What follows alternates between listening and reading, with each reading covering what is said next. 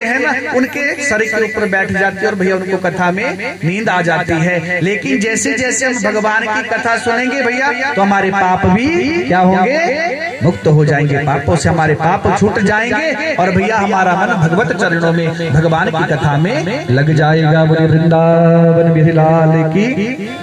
तो इसलिए सज्जनों, जब भी आपके मन में भाव आए भगवान का नाम लेने का ना भैया, तो उसमें देरी मत करो। क्यों? हम लोग जो है क्या करते हैं, बोले सबसे बड़ी भ्रांति हम लोगों में कि हम लोग जो है चिंता ज्यादा करते हैं। और भैया भगवान की कथा में सिखाती है, बोले जीवन से चिंता को मिटाओ और चिंतन को बढ़ाओ। अब देखो चिंता किसकी होती है? चिंता होती है संसार की, चिंता होती है अपने परिवार की, हम अपने बच्चों की। लेकिन भैया भगवान की कथा कहती है, क्योंकि भैया अगर हम चिंता करेंगे ना तो यही चिंता एक दिन हमें चिता में मिला देगी। और बोले भैया भगवान की कथा कहते कि जीवन से चिंता को मिटाओ और चिंतन को बढ़ाओ। तो भैया देखो चिंता होती है संसार की, चिंता होती है अपने परिवार की, और चिंतन किसका होता है? मेरे गोविंद का। बोले वृंदावन बिहारी लाल की। तो भैया अपने जीवन में चिंतन को बढ़ाओ। और एक बार आपके जीवन में चिंतन आ गया ना भैया, तो समझ लेना कि अब आपका जीवन जो है बदल गया। अब समझ लेना कि आपके ऊपर भगवत कृपा होगी अगर जीवन में भगवान नाम का चिंतन आ गया। तो महाराज श्री सूत जी महाराज आज शौनकादि ऋषियों को भागवत जी की दिव्य कथा सुनाने लगे।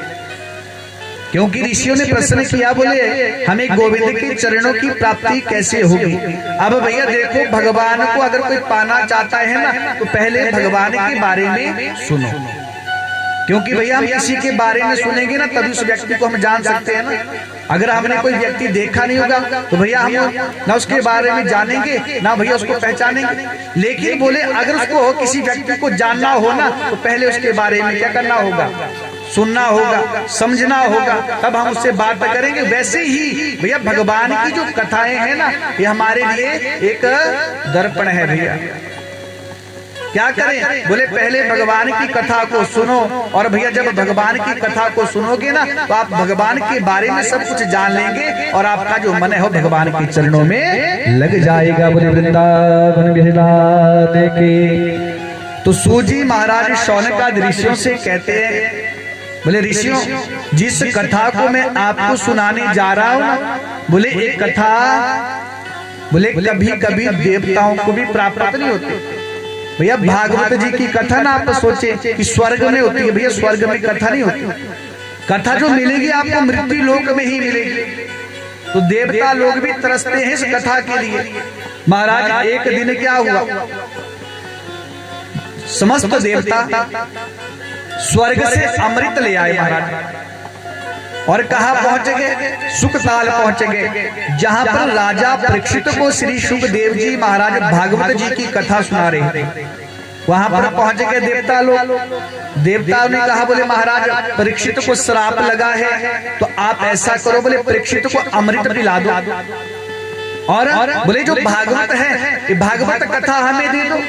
श्री सुखदेव जी ने कहा, बोले देवताओं, बोले कहा स्वर्ग का अमृत और कहा भागवत, बोले इन दोनों की बराबरी नहीं हो सकती। बोले जो स्वर्ग का अमृत का पान करता है उसे पुनः पृथ्वी पर गिरना पड़ता है, लेकिन बोले जिसने भागवत जी की कथा सुन ली उसका तो आने जाने का जो चक्र है वो हमेशा के लिए ही छूट जाता है। बोले वृंदावन बिहारी लाल की। हमेशा के लिए छूट जाता है सज्जनों।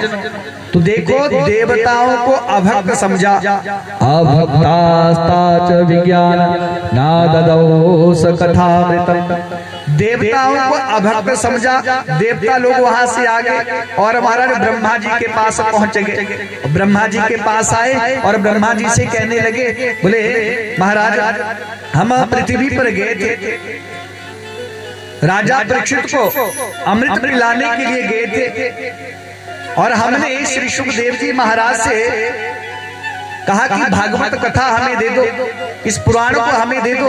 लेकिन बोले श्री शुकदेव जी महाराज ने हमें अभक्त समझा और बोले भागवत कथा हमें नहीं दी। तो ब्रह्मा जी ने कहा, बोले देवताओं सुनो। ब्रह्मा जी ने क्या किया, एक तराजू दिया, तराजू जानते तकड़ी, महाराज एक तराजू दिया और क्या किया, एक पलड़े में भागवत जी को रखा और दूसरे पलड़े में जो है जितने भी संसार के जो साधन हैं भैया उनको रखा। अब आप विचार करो भैया, जिस वस्तु में दम होगा, वजन होगा ना, वो पलड़ा नीचे झुक जाएगा। भैया जैसे ही संसार के जितने भी साधन है उनको रखा और दूसरे पलड़े में भागवत जी को रखा तो भागवत जी का पलड़ा नीचे झुक गया। ब्रह्मा जी कहते बोले देवताओं ये भागवत कोई किताब नहीं, कोई पोथी नहीं, बोले इसके एक एक अक्षर में मेरे गोविंद का वास है। इसलिए भैया ऐसे मत सोचना कि पंडित जी अपने घर से कोई किताब ले आए, भागवत जी में लिखा है अप्रत्यक्षः कृष्ण एव ही, बोले भागवत जी के एक एक शब्द में मेरे गोविंद का वास है, मेरे कन्हैया का वास है। इसलिए भैया जब भी कहीं कथा लगी हो, कथा सुनने के लिए आए तो सबसे पहले पुराण को जो है प्रणाम करना चाहिए, तब कथा सुननी चाहिए भैया, क्योंकि इसके एक एक अक्षर में मेरे गोविंद का आवास है। लेकिन सज्जनों बोले ये जो भागवत कथा है, इस कथा का नारद जी ने जन जन में प्रचार किया है। लेकिन बोले सप्ताह श्रवण की विधि नारद जी ने जो सनत कुमार हैं उनसे महाराज उस विधि को सुना है। तो सज्जनों कहते हैं कि नारद जी एक जगह बैठते नहीं, तो नारद जी ने बोले महाराज 7 दिन तक जो है कैसे भागवत जी की कथा सुन ली, क्योंकि नारद जी को दक्ष महाराज का श्राप है। नारद जी महाराज एक जगह बैठते नहीं, तो बोले अगर कथा में मन ना हो तो भैया कथा का फल हमें नहीं मिलता है। तो नारद जी ने किस प्रकार 7 दिन तक जो है विधिवत कथा श्रवण करी। और जो 4 ऋषि हैं सनत कुमार हैं, बोले कभी घूमते नहीं महाराज, तो उन्होंने कैसे जो इस कथा को नारद जी को सुनाया महाराज, तो कहने लगे बोले वृंदावन बिहारी लाल की। एक बार क्या हुआ, ये जो 4 ऋषि है ना भैया, इनके साथ नारद जी मिले। कथम ब्रह्म दीन मुखा कुत्रचित् चिंतातो भवान त्वरितं गम्यता कुत्र कुतश्च आगमनं तव। एक बार क्या हुआ, नारद जी महाराज थोड़े उदास थे भैया, दुखी भी थे। तो महाराज जैसे ही नारद जी दुखी थे तो नारद जी महाराज को 4 ऋषि मिले, सनक सनंदन सनातन सनत कुमार। 4 ऋषि मिले और भैया जो 4 ऋषि है ना, उन्होंने नारद जी को देखा, बोले नारद जी आप उदास। बोले हमने तो सुना था बोले कोई दुखी भी हो अगर उसको नारद जी मिल जाते हैं तो बोले जो दुखी भी होता है उसके सब दुख दूर हो जाते हैं, वो भी हंसने लग जाता है। लेकिन बोले नारद जी आज आप ही दुखी, बोले क्या हुआ आपको? तो नारद जी कहने लगे अहम तो पृथ्वी आत्मा ज्ञात्वा सर्वोतामिति। नारद जी कहने लगे उन ऋषियों से, बोले मैं पृथ्वी पर आया, पृथ्वी को श्रेष्ठ समझकर हरि क्षेत्र गया, कुरुक्षेत्र गया, रामेश्वर गया। बोले ऋषियों में सत्या कहता हूं, बोले कहीं पर मुझे शांति नहीं मिली। क्यों? बोले इस पृथ्वी पर ना कोई सत्या बोलता है, सब पाप कर्म में रत है। बोले कलयुग ने लोगों की बुद्धि को बिगाड़ दिया है, और एक आधी बार कोई सत्या बोल देता है ना तो मानो बोले हरिश्चंद्र के बाद बोले मेरा ही नंबर हो, और दिन में 10 बार झूठ बोले तो भैया उसकी कोई गिनती नहीं करता। लेकिन बोले अच्छा काम किया तो किसने किया? बोले मैंने किया। और बुरा किया तो बोले राम जी की इच्छा थी। बोले बुरा हुआ तो भगवान ने करवाया, और अच्छा हुआ तो बोले मैंने किया। हाँ, कलयुग ने जो है लोगों की बुद्धि को बिगाड़ दिया है। बोले महाराज इसलिए मुझे इस पृथ्वी पर आकर बड़ा दुख हुआ। बड़े जो बुजुर्ग हैं उनका आदर सत्कार समाप्त हो गया। नारद जी कहते हैं बोले मैंने एक जो है कौतूहल देखा। महाराज जैसे मैं श्री धाम वृंदावन पहुंचा, धन्या हो वृंदावन की भूमि, धन्या वृंदावन भक्ति नृत्यति यत्र च। बोले धन्या हो वृंदावन की भूमि जहां आज भी भक्ति नाचती है भैया। ऐसी पवित्र पावन भूमि श्री धाम वृंदावन। बोले जैसे नारद जी कहने लगे उन ऋषियों से, बोले श्री धाम वृंदावन की भूमि में मैं पहुंचा ना, तो बोले यमुना के किनारे एक स्त्री बैठी हुई थी। और भैया जो स्त्री बैठी हुई थी ना, अनेक स्त्रियां उस स्त्री की सेवा कर रही थी। और बोले जो स्त्रियां सेवा कर रही थी बोले कोई साधारण नहीं, गंगा यमुना जमुना समस्त नदियां जो उसकी सेवा कर रही थी। फिर भी बोले वो माता जो है बड़ी दुखी थी। नारद जी कहने लगे, तो नारद जी कहते हैं बोले मैंने सोचा कि मैं उस मैया से पूछूं कि तुम दुखी क्यों हो। अभी मैं इतना विचार ही कर रहा था, तभी क्या हुआ बोले उस मैया की जो दृष्टि है, नजर है मेरे ऊपर पड़ी और उस मैया ने मुझे पुकार लिया। भो भो साधु क्षणम तिष्ठ मम चिंता पिनाशया दर्शनम तव लोकस्या सर्वथा अगहरम परम। उस मैया ने मुझे पुकारा, भो भो, अरे बाबा, अरे साधु, बोले मेरे पास आओ, मेरे कष्ट को दूर करो। नारद जी ने देखा, नारद जी ने पूछा, बोले मैया तुम्हें क्या कष्ट। बोले इतनी देवियां तुम्हारी सेवा कर रही है, बोले तुम फिर भी दुखी हो।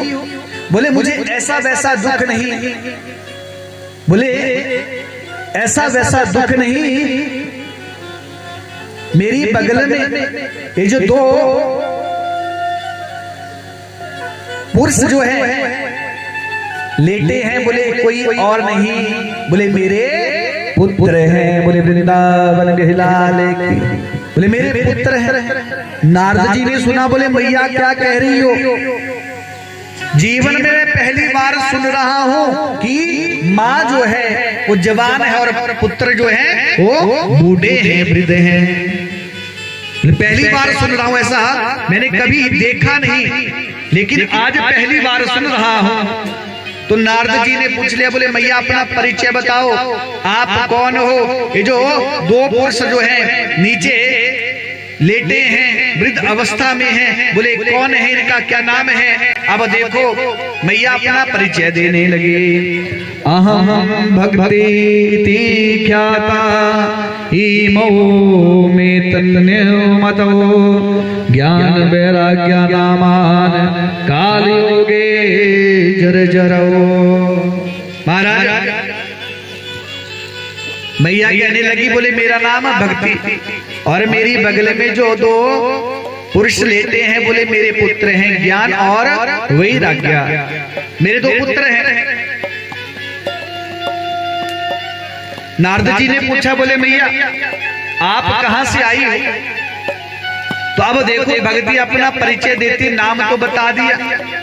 तो भक्ति मैया कहने लगी, उत्पुन्ना द्रविड़ देशे वृद्धे कर्नाटको गता क्वचिन क्वचिन महाराष्ट्रे गुजरात जीर्णो गता। भक्ति मैया कहने लगी, बोले मैं दक्षिण भारत में पैदा हुआ। भैया देखो आज भी दक्षिण भारत में भक्ति जवान है, क्योंकि भक्ति का जन्म ही वहां पर हुआ है। भैया छोटे छोटे बच्चे मस्तक पर तिलक लगाते हैं और भैया हाथ में उनके माला होती है और मुख पर भगवान का नाम होता है। दक्षिण भारत में आज भी भक्ति जो है जवान है भैया। इसलिए भैया हमें भी अपने बच्चों को ऐसे ही संस्कार देने चाहिए, क्योंकि भैया हम सब सनातनी हैं, हम सब हिंदू हैं। इसलिए भैया हम सबके मस्तक पर तिलक होना चाहिए। ऐसा नहीं कि भैया ब्राह्मण है, ब्राह्मण को तिलक लगाना चाहिए, नहीं, हम सब सनातनी हैं भैया। हमारे हाथ में कलावा होना चाहिए और मस्तक पर जो है तिलक होना चाहिए और मुख पर भगवान का नाम होना चाहिए। बोले वृंदावन बिहारी लाल की। भक्ति मैया कहने लगी, बोले मेरा जो जन्म हुआ तो दक्षिण भारत में हुआ, कर्नाटक में मैं जवान हुई और जैसे महाराष्ट्र पहुंची, बोले महाराष्ट्र में बड़ा आदर सत्कार मेरा हुआ। लेकिन जैसे ही मैं गुजरात पहुंची तो बोले गुजरात में मैं बूढ़ी हो गई, जीर्ण हो गई। और जैसे ही मैं गुजरात से निकली ना, श्रीधाम वृंदावन पहुंची तो बोले जैसे ही मैंने पवित्र पावन श्रीधाम वृंदावन की भूमि में प्रवेश किया, बोले मैं तो जवान हो गई, लेकिन मेरे जो पुत्र हैं वो वृद्ध हो गए। बोले वृंदावन बिहारी लाल, वृद्ध हो गए। महाराज जैसे मैया ने कहा ना, नारद जी ने कहा, बोले मैया आप चिंता मत करो, बोले जितना भी मेरे से होगा मैं प्रयास करूंगा आपके कष्ट को दूर करने के लिए। मैया ने कहा, बोले आप संत महात्मा हो, बोले आप दुख को दूर कर सकते हैं, बोले मेरे बच्चों के जीवन में जो दुख आया है उसको दूर करो। तो नारद जी ने क्या किया महाराज, आज वेद सुनाना शुरू किया। बोले वृंदावन बिहारी लाल की। वेद वेदांत घोषयसे गीता पाठे मोहर महाराज वेद सुनाना शुरू किया। लेकिन भैया बोले जब वेद सुनाया ना तो फिर भी बोले कोई फर्क नहीं पड़ा। वेदांत सुनाया महाराज, उपनिषद सुनाई, फिर भी बोले उन दोनों को कोई फर्क नहीं पड़ा। लेकिन बोले जैसे गीता सुनाने लगे ना तो भैया उनके जो अंग थे वो नवीन होने लगे, वो जवान होने लगे। लेकिन जैसे ही गीता पूर्ण हुई पुनः जो है दोनों वृद्ध हो गए। बोले वृंदावन बिहारी लाल की। महाराज दोनों पुनः वृद्ध हो गए। अब नारद जी को बड़ा दुख हुआ, बोले मैंने वेद पढ़े, वेदांत पढ़ा, लेकिन बोले फिर भी कोई फर्क नहीं पड़ा। इतने में आकाशवाणी हुई। आकाशवाणी ने कहा, बोले अरे नारद जी, बोले सत्य कर्म करो। अब नारद जी महाराज वहां से भागे। बोले सत्य कर्म होता क्या है? आकाशवाणी ने कहा ना, बोले सत्य कर्म करो। अब नारद जी विचार करने लगे, बोले मैंने वेद पढ़ लिया, वेदांत पढ़ लिया, गीता पढ़ ली, बोले कोई फर्क नहीं पड़ा। तो बोले सत्य कर्म करो। ये सत्य कर्म होता क्या है? महाराज नारद जी वहां से जैसे ही चले तो आज नारद जी को चारों भाई मिले हैं। महाराज जैसे ही चार भाई मिले ना, ब्रह्मा जी के पुत्र हैं। तो सज्जनों कहते हैं चार ऋषि जब मिले तो देखो इनकी आयु हजारों वर्षों की है, लेकिन भैया रहते हैं हमेशा 4 वर्ष के बच्चे हैं। क्यों? बोले महाराज एक बार क्या हुआ, जैसे ही सृष्टि का सृजन हुआ तो ब्रह्मा जी ने इनको पैदा किया ना, तो पैदा करने के बाद ब्रह्मा जी ने कहा, बोले जाओ विवाह कर लो और सृष्टि को बढ़ाओ। सृष्टि के